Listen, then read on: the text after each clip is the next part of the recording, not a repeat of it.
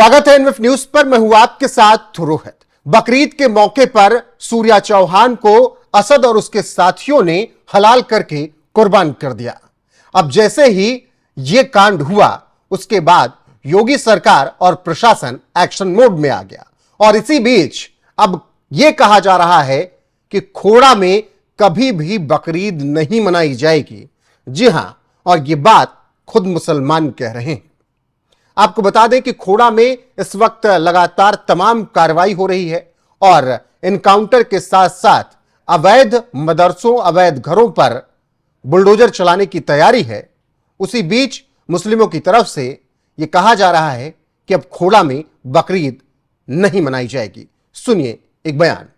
गाजियाबाद आया हूँ और ये मैंने गाजियाबाद पुलिस कमिश्नर को, सीपी सर को रिटर्न में कंप्लेन दी है। इसमें मैंने क्लियर मेंशन किया है कि सर गाजियाबाद को इंडिया का पहला सिटी डिक्लेयर करना चाहिए, घोषित करना चाहिए, जहाँ पे बकरीद सेलिब्रेशन कभी भी नहीं होगा, क्योंकि बकरीद की कुर्बानी में अब एक हिंदू का खून मिल चुका है। तो ये मेरी योगी सर से भी रिक्वेस्ट है और जो सीपी गाजियाबाद है उनसे मेरी रिक्वेस्ट। उत्तर प्रदेश के मुख्यमंत्री योगी आदित्यनाथ और कमिश्नर ऑफ पुलिस गाजियाबाद से ये रिक्वेस्ट करते हुए मुस्लिम शख्स कह रहा है कि बकरीद के मौके पर अब एक हिंदू का खून शामिल हो चुका है, ऐसे में बकरीद अब नहीं मनाई जानी चाहिए खोड़ा में। सोशल मीडिया पर इसके बाद तमाम तरीके की प्रतिक्रियाएं हैं। कोई कह रहा है कि सीएम योगी आदित्यनाथ का यह डर अच्छा है, तो कोई कह रहा है कि हां, वाकई में इस तरीके से अब बकरीद नहीं मनाई जानी चाहिए और खोड़ा में बकरीद कभी नहीं होनी चाहिए। यह क्यों हो रहा है, यह समझना है तो आपको जानना पड़ेगा कि अभी तक खोड़ा में क्या क्या एक्शन हुआ है। दरअसल जब से असद ने यह कांड किया उसके बाद से ही लगातार योगी सरकार की तरफ से कार्रवाई की गई है। सबसे पहले मुख्य आरोपी असद का एनकाउंटर कर दिया गया, जो 50,000 का इनामी था। इसके अलावा अब ऑपरेशन क्लीन स्वीप चलाया जा रहा है। खोड़ा के चप्पे चप्पे पर फोर्स तैनात है, ड्रोन से निगरानी की जा रही है, सत्यापन किया जा रहा है किराएदारों का और दुकानदारों का। इसके अलावा कानून व्यवस्था बनाए रखने के लिए भारी पुलिस बल, पीएसी, रैपिड रिस्पांस फोर्स को तैनात कर दिया गया है। अवैध मदरसों पर सीलिंग की कार्रवाई की जा रही है, नोटिस चिपकाया जा रहा है। इसके अलावा असद के घर को भी गिराने के लिए नोटिस दे दिया गया है। साथ ही जो पीड़ित परिवार सूर्या चौहान का है, उस पीड़ित परिवार को सरकारी नौकरी और सहायता भी सरकार की तरफ से दी गई है। तो कुल मिलाकर यह तमाम कार्रवाई खोड़ा में हो रही है और खोड़ा की इस वक्त जैसी तस्वीरें आ रही हैं उसे देखकर मुसलमान कह रहे हैं कि अब जिंदगी में कभी बकरीद नहीं मनाएंगे। किस तरीके से खोड़ा के चप्पे चप्पे पर पुलिस फोर्स तैनात है, थोड़ा वो भी देखिए।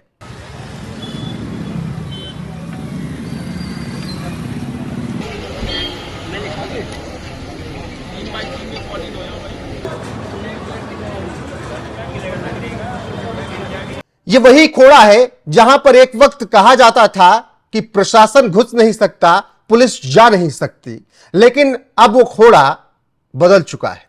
योगी राज में अब उस खोड़ा में सिपाही भी जा रहा है, अधिकारी भी जा रहे हैं और जवान भी तैनात हो रहे हैं। कार्रवाई भी हो रही है। मदरसों को ढहाने की जो अवैध तरीके से उन्हें तैयारी भी कर ली गई है और अब खोड़ा का पुनर्जागरण कहा जा रहा है होगा। 2-3 महीने बाद जब खोड़ा नजर आएगा तो नए तरीके से नजर आएगा, क्योंकि उत्तर प्रदेश के मुख्यमंत्री योगी आदित्यनाथ ने साफ और सटीक संदेश दे दिया है कि नालायक औलादों को माता पिता सुधार लें, वरना फिर प्रशासन सुधारेगा तो दिक्कत हो जाएगी। मुख्यमंत्री योगी आदित्यनाथ के बयान के साथ आपको छोड़े जाते हैं। बाकी जिस तरीके से मुस्लिम सामने से आकर कह रहे हैं कि खोड़ा में अब जिंदगी भर बकरीद नहीं मनाई जाएगी और सीएम योगी आदित्यनाथ से रिक्वेस्ट कर रहे हैं, उस पर आपकी राय क्या है कमेंट सेक्शन में जरूर बताइएगा। वीडियो को शेयर कीजिएगा, लाइक कीजिएगा, चैनल को सब्सक्राइब करना ना भूलिएगा। बने रहेगा हमारे साथ लगातार। नमस्कार। आपने देखा होगा बकरीद के अवसर पर किस किस प्रकार की हरकतें हो रही थी। वो तो गनीमत है कि सरकार ने पहले से ही कदम उठाए हुए हैं, तब शांतिपूर्ण तरीके से पर्व और त्योहार हो पा रहे हैं। नहीं तो पश्चिमी उत्तर प्रदेश में तो गनीमत थी जी, सब के बारे में बड़ा मुश्किल होता था। रामनवमी, शिवरात्रि, जन्माष्टमी, दुर्गा पूजा, कावड़ यात्रा, ये सब सपने हो गए थे। बेटी स्कूल नहीं जा पा रही थी, व्यापारी सुरक्षित नहीं रह पा रहा था।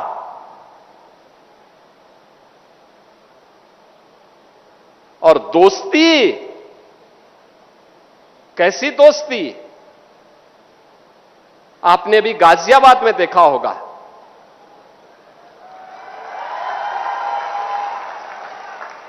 दोस्ती की आड़ में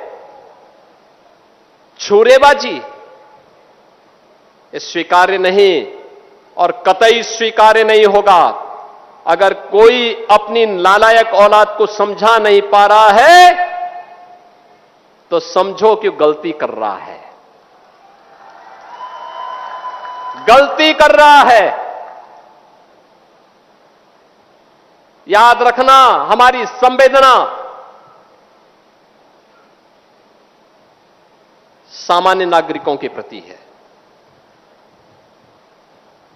प्रधानमंत्री मोदी जी के नेतृत्व में पिछले 12 वर्ष में बिना भेदभाव के शासन की योजना का लाभ हर तबके को प्राप्त हुआ है। न जाति देखी गई, न क्षेत्र देखा गया, न भाषा देखी गई, न मत देखा गया, न मजहब देखा गया।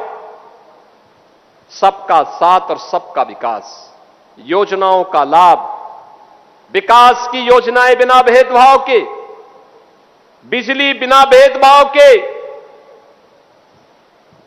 कर्ज बिना भेदभाव के, बिना भेदभाव के शासन की योजना का लाभ। लेकिन देश भी तो अपेक्षा करता है कि संवेदना दिखाई दे, लेकिन वो संवेदना गायब वहां पे। और बहनों और भाइयों, इसीलिए मैं भी आपसे कहने के लिए आया हूं, यही कहने के लिए मैं भी आया हूं आज। हम सबको इस बात को ध्यान में रखना होगा, हम सबको इस बात को ध्यान में रखना होगा कि अहिंसा और करुणा ये मानवता के भूषण हैं, किंतु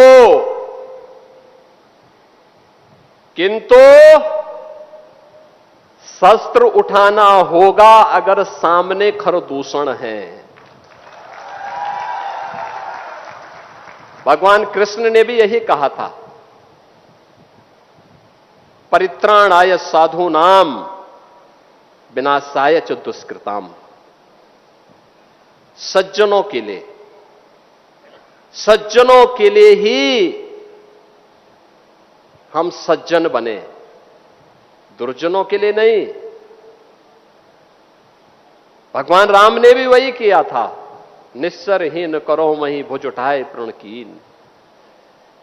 एक ही लक्ष्य था, इस धरती को राक्षस विहीन कर देंगे, क्योंकि ये ऋषि मुनियों को, सामान्य नागरिकों को, गरीबों को, बहन और बेटियों की इज्जत के साथ खिलवाड़ कर रहे हैं।